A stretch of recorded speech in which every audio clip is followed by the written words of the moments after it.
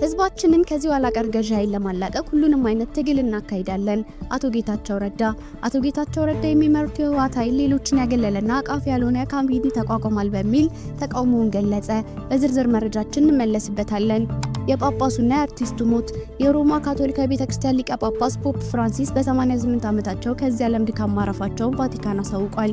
እንዲሁም አርቲስት ሰለሞን ተካልኝ በዛሬው ዕለት ህይወቱ ማለፉን ወዳጆቹ ለመዝናኛ ሚዲያ ገለጹ። አርቲስቱ የፋሲካ በዓልን ከቤተሰቦቹ ጋር ካሳለፈ በኋላ መሻሽ ላይ ትንሽ ህመም ተሰማችኝ ብሎ ወደ ሆስፒታል እንደሄደና በዛ ህይወቱ እንዳለፈ ለመረዳት ተችሏል።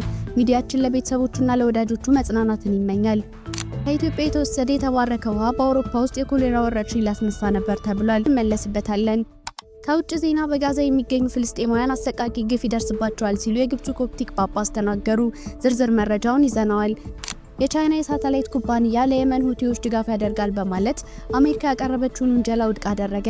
በዚህ መረጃ ላይና የዓለማችን የመጀመሪያ የሆነውን የወንድ ልጅ የዘር ፍሬ ስፐርም ውድድር በሎስ አንጀለስ ሊካሄድ መሆኑ ተሰምቷል። በእነዚህ ሁለት መረጃዎች ላይ ጠለቅ ያለ ዳሰሳ ስለምናደርስ ከጥንክራችን ፍጻሜ አብራችሁን ቆዩ በማለት ቻናላችን ላይክ፣ ሼር እና ሰብስክራይብ በማድረግ እንድትከታተሉን አክብሮታዊ ግብዣችን ነው።